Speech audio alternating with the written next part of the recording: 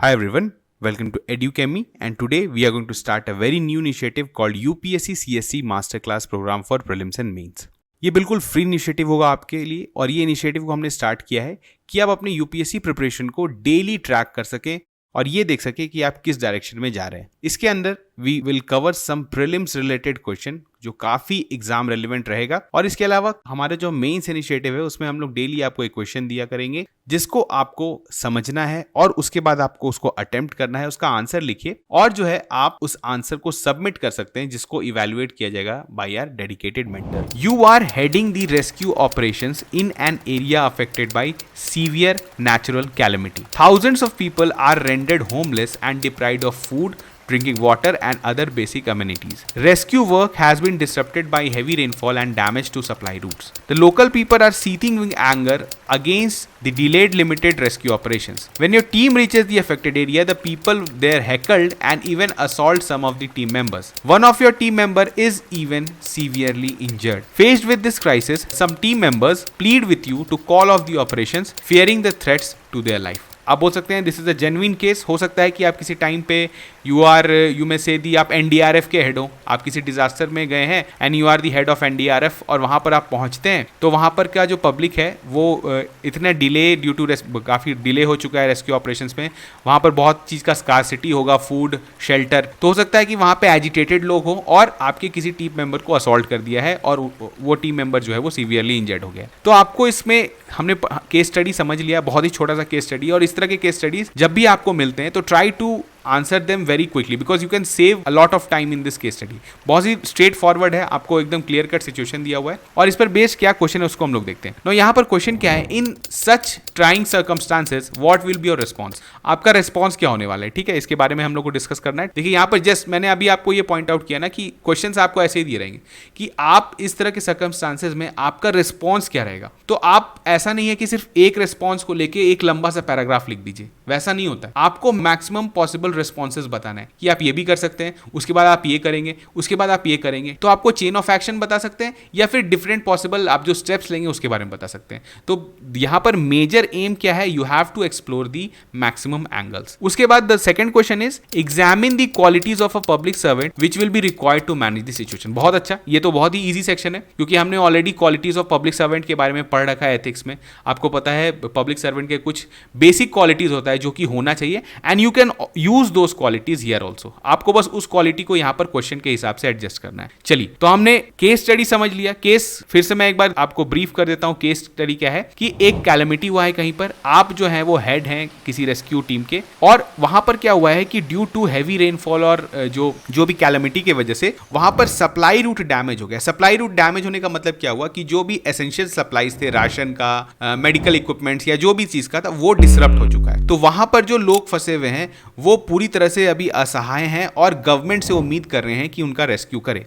Now in case अगर आप पहुंचते हैं वहां पर विथ योर टीम और आपको वहां पर because people are agitated, common people जो है आपको पता है कि एजिटेटेड हो सकते हैं किसी भी रीजन से, सिचुएशन किसी की वजह से भी एस्केलेट हो सकता है, उसके वजह से आपके एक टीम मेंबर को असॉल्ट कर दिया गया जिसके वजह से वो सीवियरली इंजर्ड हो गया. यहाँ पर ध्यान दीजिए वर्ड्स को कि ही इज सीवियरली इंजर्ड. तो यहाँ पर आपको प्रायोरिटाइज करना पड़ेगा उसके सेफ्टी को भी. Now faced with this crisis some team members आपके जो है वो डर गए हैं कि ऐसे सिचुएशन में जाने से हो सकता है कि उनका लाइफ का थ्रेट हो जाए. तो इस सिचुएशन में आपको क्या करना है इसको समझ लिया रफली इस केस स्टडी को. Now we are going to answer this questions.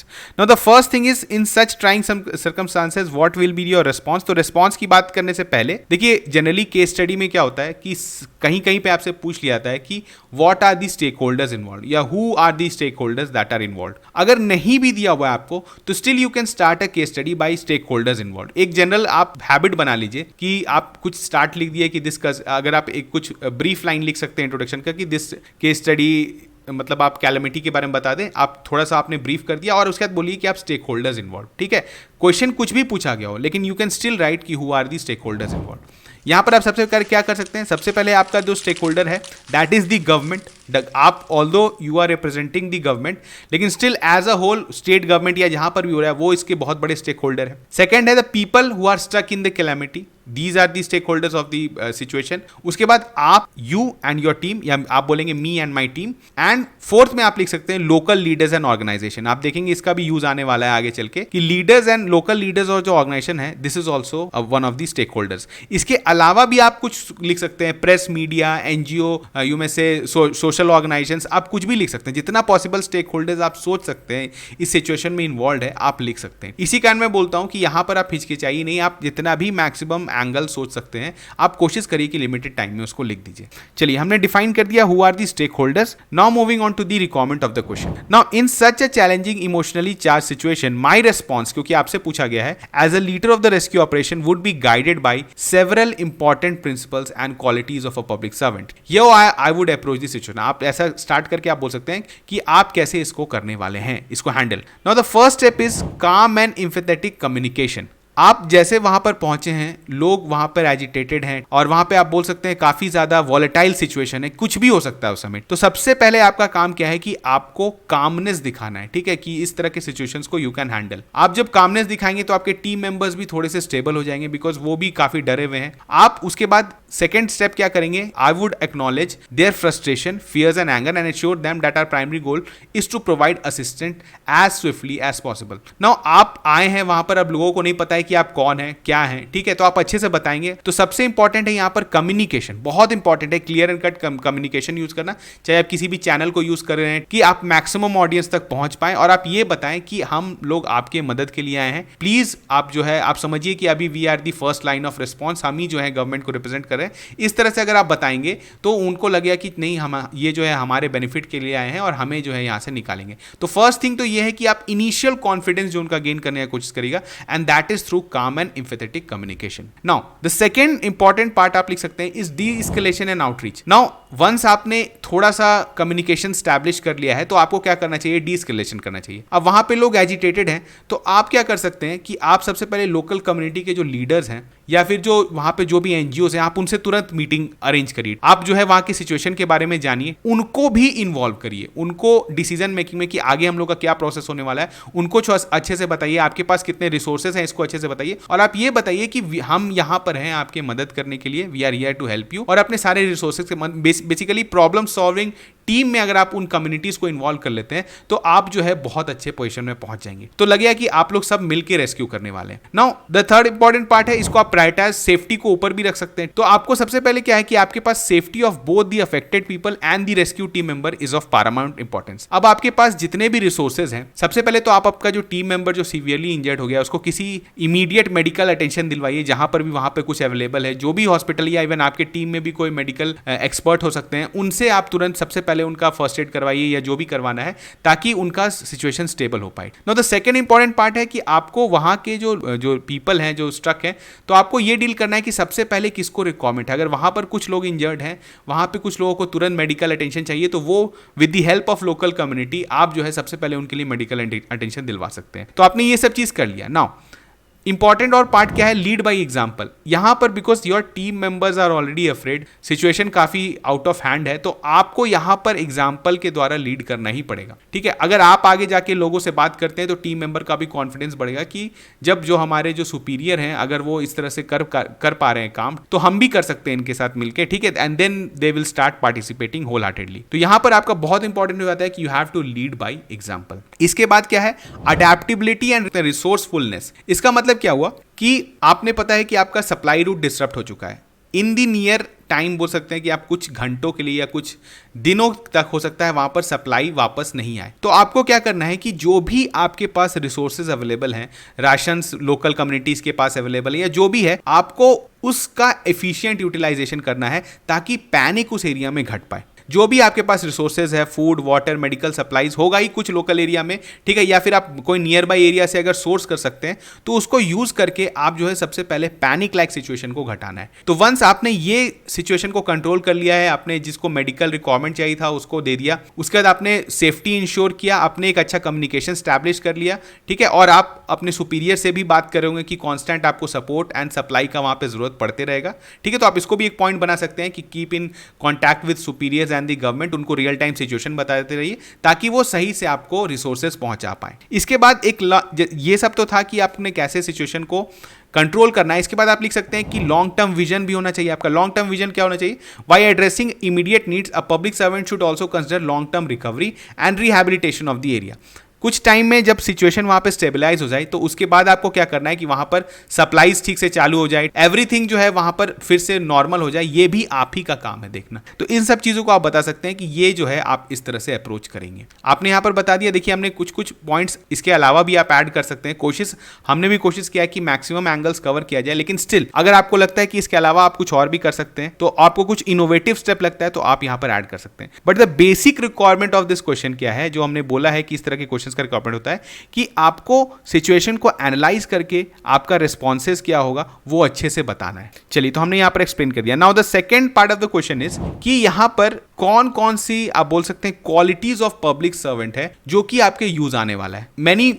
आपको पता है क्वालिटीज बहुत सारे होते हैं, लेकिन इस सिचुएशन को कौन कौन सा सूट करता है वो आपको बताना है और आपको यह भी बताना है कि ये कैसे हेल्प करने वाला है। Know the first is exemplary leadership. आप लिख सकते हैं कि पब्लिक सर्वेंट का एक ये बेसिक क्वालिटी होता है कि उनको लीड करना है। बिकॉज अगर आप एक अच्छे अथॉरिटेटिव पोजीशन पे तो आपके अंडर बहुत लोग काम करते हैं। तो अगर आप एक एग्जाम्पल नहीं बनेंगे, लीडरशिप का एक अगर रोल मॉडल नहीं बनेंगे, तो उस केस में आपको अपनी टीम को मोटिवेटेड रखना या गाइड करना बहुत मुश्किल हो जाता है। तो यहां पर civil servant should demonstrate adept leadership skills, guiding the team with poise मतलब एकदम strong and firm and decisiveness even amidst chaos and hostility. आपको पता है काफी केओस था वहां पे, हॉस्टिलिटी था अगेंस्ट दी पब्लिक सर्वेंट्स। तो उस केस में भी आप अगर आगे जाके सपोर्ट करते हैं, पूरी तरह से डिसाइसिव रहते हैं, तो आप जो है एक लीडरशिप का क्वालिटी यहां पर दिखाएंगे। इसके बाद प्रोफाउंड एम्पैथी आपको पता है किसी भी पब्लिक सर्वेंट का बहुत ही बेसिक क्वालिटी होता है नॉर्मल टाइम्स में भी।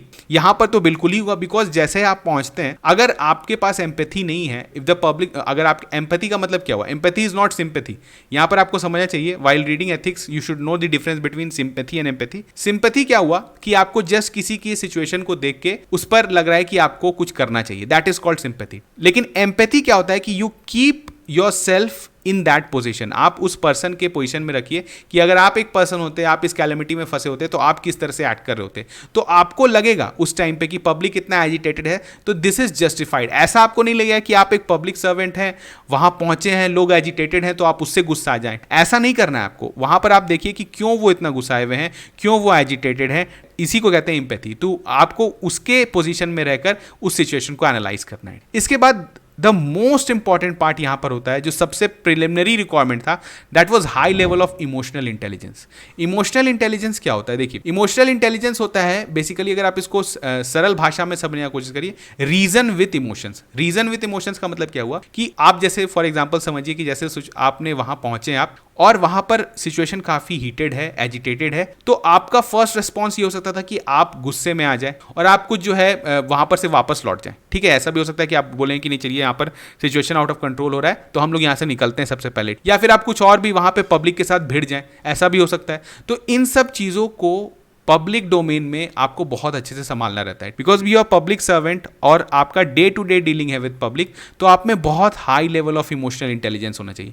इमोशनल इंटेलिजेंस का मतलब क्या हुआ? Reason with emotions. जब आपको गुस्सा आ रहा है तो आपको समझना चाहिए कि नहीं, आपको गुस्सा नहीं रखना है यहाँ पर। जैसे यहाँ पर एक आप अगर इसको एक्सप्लेन करना चाहें तो maintaining a composed demeanour in the face of adversity and hostility demonstrates unwavering resolve and garners respect from both team and affected individuals. Now अगर आप फॉर एग्जांपल, हो सकता है कि आपको स्टार्टिंग में अब्यूज झेलना पड़े, कुछ भी तरह का चीज को, लेकिन अगर आप वहां पर स्टे कर जाएंगे, यू विल बी रेजिलिएंट, आप अपने इमोशंस को कंट्रोल कर पाएंगे, ठीक है, तो आप डेफिनेटली विनर यहां पर निकलेंगे। लोगों को लगेगा कि आप उनके हेल्प के लिए आए हैं। और ऐसा अगर नहीं होगा, अगर आप ओवर रिएक्ट कर जाते तो डेफिनेटली सिचुएशन और एस्केलेट कर जाता।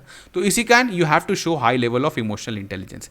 इसके बाद डिप्लोमैटिक नेगोशिएशंस। यहां पर हमने बोला कि विद इन, जैसे आपने थोड़ा सा सिचुएशन पे होल्ड आया कि आपको नेगोशिएशंस करना है विद लीडर्स, जैसे अगर आप लीडर्स को इन्वॉल्व करते हैं, लोकल कम्युनिटीज को इन्वॉल्व करते हैं और डिप्लोमेटिकली इसमें डिप्लोमेसी का काम इसलिए बोला जा रहा है, ठीक है, ऐसा नहीं है कि आपको कुछ मनगढ़ंत बात करना है उनसे, आपको डिप्लोमेसी सिर्फ बताना है कि आप इसलिए क्यों आए हैं, ठीक है। एंड यहाँ आपके कम्युनिकेशन स्किल्स को आप कितने अच्छे से कम्युनिकेट कर सकते हैं। जैसे इवन अगर आपको लोकल लैंग्वेज में कम्युनिकेट करने आता है, जैसे आप जिस भी रीजन में हो, फॉर एग्जाम्पल अगर आप वेस्ट बंगाल में कहीं फंस गए, वहां पर कोई फ्लड है, तो अगर आपको बंगाली आता है, तो अगर आप बंगाली में लोगों से कम्युनिकेट करते हैं तो लोग समझ आए कि ये हमारे बीच का आदमी है, और तुरंत भर में एक होता है ना, एक सेंस ऑफ ट्रस्ट डेवलप हो जाता है। तो इस तरह का चीज भी आपको करना चाहिए और इस तरह का क्वालिटी एक पब्लिक सर्वेंट में होना चाहिए। ठीक है, आप जिस भी रीजन में रहते हैं वहां का एक बेसिक कम्युनिकेशन, बेसिक कनेक्ट आपको पीपल से होना चाहिए। इसके बाद you can write a few और क्वालिटीज लाइक सेल्फलेसनेस। सेल्फलेसनेस तो होना ही चाहिए, ठीक है, because you are putting ahead of your sick, मतलब आप जो है किसको आगे, पर्सनल कंफर्ट को पीछे रख रहे हैं और पब्लिक सेफ्टी को and safety of your team members, इसको आप आगे रख रहे हैं। तो this is a you may से एग्जांपल ऑफ सेल्फलेसनेस। इसके अलावा भी कुछ और पॉइंट्स हैं, इंटीग्रिटी आप लिख सकते हैं, अगेन 2-3 पॉइंट्स ऐड कर सकते हैं, लेकिन आपको समझ में आना चाहिए कि these are the requirements of a public servant, qualities of a public servant in this situation. तो यहां पर हमने डील कर दिया दोनों पार्ट को, और मैंने आपको ऑलरेडी बता दिया कि इस तरह के केस स्टडी में मैक्सिमम मार्क्स आपको कैसे फेच करना है। You have to point out the maximum possible solutions, stakeholders को आप रिकॉग्नाइज करिए, और फिर जो है आप जैसे अगर क्वालिटीज पूछ लिया जाए तो कोशिश करिए कि मैक्सिमम क्वालिटीज जो कि आप सोच सकते हैं वो आपको लिखना है। And you have to do all these things in very limited time. तो over the period of time जितना ज़्यादा आप जल्दी जल्दी केस स्टडी पढ़ेंगे, सॉल्व करेंगे, आंसर लिखेंगे, तभी जाके ये इंप्रूव होगा। तो चलिए मिलते हैं नेक्स्ट लेक्चर में, तब तक थैंक यू।